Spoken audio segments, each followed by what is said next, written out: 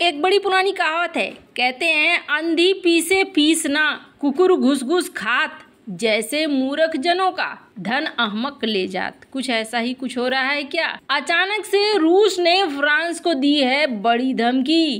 Paris सिर्फ 2 minute के निशाने पर है भैया। अब फ्रांस पर क्यों भड़का है रूस, जानेंगे क्या है मामला। तो अपने पड़ोसी का क्या हाल है, हमें तुम्हारे साथ अपने रिश्तों को लेकर सोचना पड़ेगा, ये कहा है अमेरिका ने। और क्यों भड़क गया है? कहा जा रहा है कि पहले से भारत, ईरान और अफगानिस्तान के बीच में सैंडविच बना हुआ है पाकिस्तान। अब अमेरिका भी टूट पड़ा है। जियोपॉलिटिक्स में बहुत कुछ चल रहा है, हमेशा की तरह जानने को मिलेगा बहुत कुछ। आइए जानते हैं इन खबरों को विस्तार से। अमेरिका ने ईरान और पाकिस्तान के बीच बेहतर संबंधों पर चिंता इजहार किया है। जो बाइडेन प्रशासन ने तेहरान के परमाणु प्रसार महत्वाकांक्षा पर अपनी हदों के बारे में इस्लामाबाद को सूचित कर दिया है। साथ ही ईरान पाकिस्तान गैस पाइपलाइन के निर्माण को रोकने का लक्ष्य भी रखा गया है। अमेरिका के विदेश विभाग के अधिकारी और सेंट्रल एशिया मामलों के सहायक सचिव डोनाल्ड नू ने कहा कि हमने पाकिस्तान को ये बता दिया है कि हमारे लिए रेड लाइन क्या है।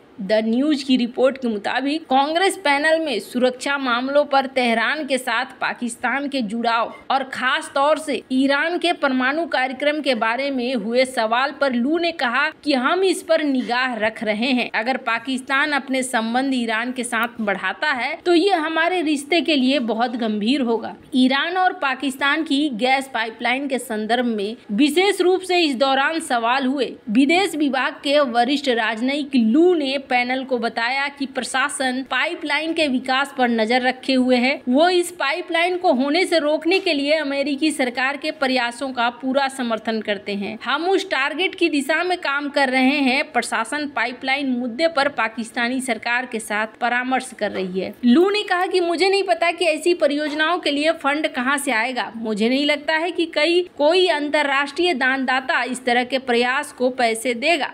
हम इस मुद्दे पर बातचीत कर रहे हैं। पाकिस्तान के पास अन्य विकल्प क्या हैं? हम उस व्यवसाय के लिए कैसे कंपटीशन कर सकते हैं? उन्हें प्राकृतिक गैस और अन्य गैर ईरानी स्रोत कहां से मिल सकते हैं? हम पाकिस्तान को स्वच्छ ऊर्जा में परिवर्तन के बारे में सोचने में कैसे मदद कर सकते हैं? पाकिस्तान सौर, पवन और जल विद्युत के माध्यम से ऊर्जा प्रदान करने में बहुत रुचि रखता है। ये कोयले और अन्य हाइड्रोकार्बन पर निर्भरता कैसे बदलना शुरू कर सकता है, ये सारी चीज हम देख रहे हैं। लू ने कहा कि अमेरिका ने अफगानी शरणार्थियों को लेकर भी पाकिस्तान सरकार से चर्चा की है। उन्होंने कहा कि पाकिस्तानी सरकार के प्रयासों के बाद 5 लाख से अधिक अफगानी अफगानिस्तान लौट गए हैं और इस प्रक्रिया के पहले दिन में हम इस सामूहिक निर्वासन के मानवीय परिणामों के साथ साथ उन अफगानों की रक्षा करने की कोशिश में भी लगे हुए हैं। खैर, जहाँ एक तरफ ये सब कुछ हो रहा है, वहीं वॉइस ऑफ अमेरिका की इस खबर को देखिए कि यहाँ पाकिस्तान का कहना है कि भैया हमें अमेरिका के द्वारा झंडे की जरूरत नहीं है गैस पाइपलाइन बनाने के लिए।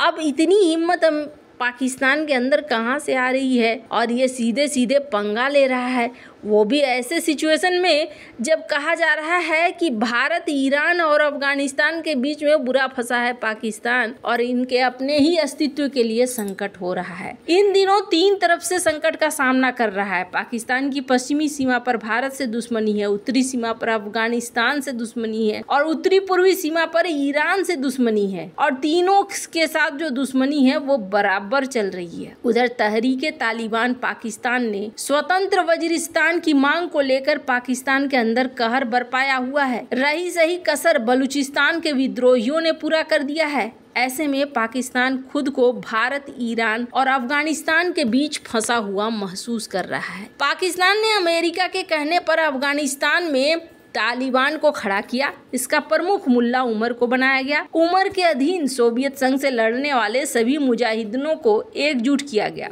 पाकिस्तान ने तालिबान का इस्तेमाल भारत के खिलाफ भी किया। भारत से लगी सीमा पर सक्रिय आतंकवादियों के लिए अफगानिस्तान में ट्रेनिंग कैंप खोले गए।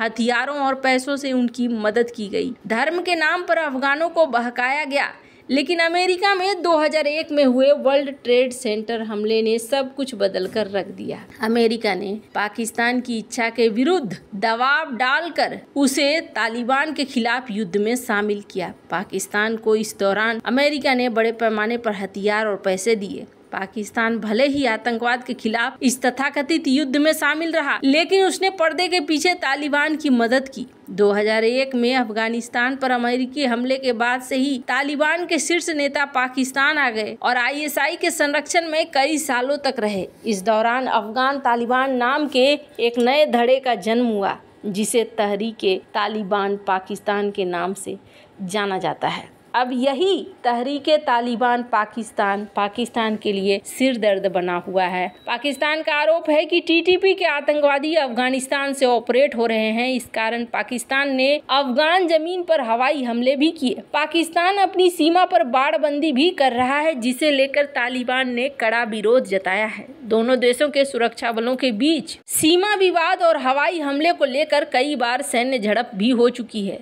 तालिबान ने चेतावनी दी है कि वो पाकिस्तान को ऐसा सबक सिखाएगा जो उसे हमेशा याद रहेगा। तालिबान के पास भले ही पाकिस्तान जितना सैन्य बल न हो, लेकिन वो एक आत्मघाती हमलावरों की बड़ी फौज रखता है। भारत के साथ तो एक लंबा इतिहास है, ईरान के साथ भी यहाँ पर पंगे हैं। और ऐसे हालात में शहबाज शरीफ का कहना है कि देखो जी, हम यहाँ युद्ध लड़ना नहीं चाहते हैं। इंडिया टुडे की इस खबर को देख सकते हैं, जिसमें यहाँ पर शहबाज हाथ खड़े नजर आ रहे हैं और उनका कहना है कि हम यहाँ पर शांति चाहते हैं, लेकिन अगर अंतिम उपाय हुआ तभी हम सेना का इस्तेमाल करेंगे। माने कि अफगानिस्तान से पाकिस्तान पूरी तरीके से परेशान है। खैर, जहां एक तरफ ये सब कुछ हो रहा है, वहीं दूसरी तरफ रूस यूक्रेन युद्ध के बीच एक बार फिर परमाणु हमले की धमकी सामने आई है।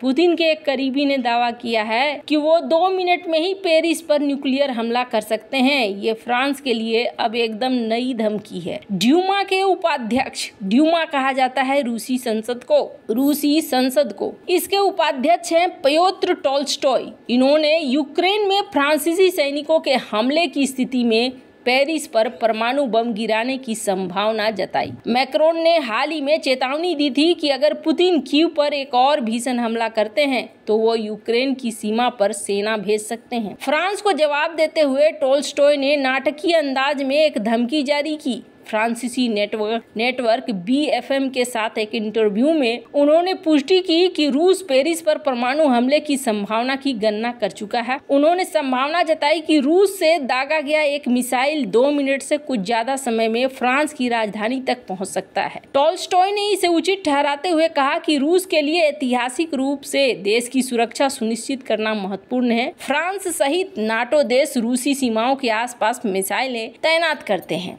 एलिस पैलेस में विपक्षी नेताओं के साथ एक निजी बैठक में मैक्रोन ने उन हालातों को लेकर चर्चा किया जिसके कारण फ्रांस युद्ध में कदम रख सकता है। फ्रांसीसी आउटलेट एल इंडिपेंडेंट के मुताबिक उन्होंने फ्रांसीसी सरकार के वरिष्ठ सदस्यों को नक्शे दिखाए, जिनमें वो हॉट स्पॉट शामिल थे जहां रूस ओडेसा या कीव पर आगे बढ़ सकता है। हालांकि इसे लेकर टॉल्स्टॉय ने कहा कि फ्रांस के सभी सैनिक जो यूक्रेन में तैनात होंगे उन्हें खत्म कर दिया जाएगा। खैर, अब ये तो आने वाले समय में ही चीजें पता चलेंगी। वैसे आपको क्या लगता है, कमेंट कर अपनी राय जरूर बताएं। जल्द मिलते हैं अगले वीडियो में नई खबर के साथ।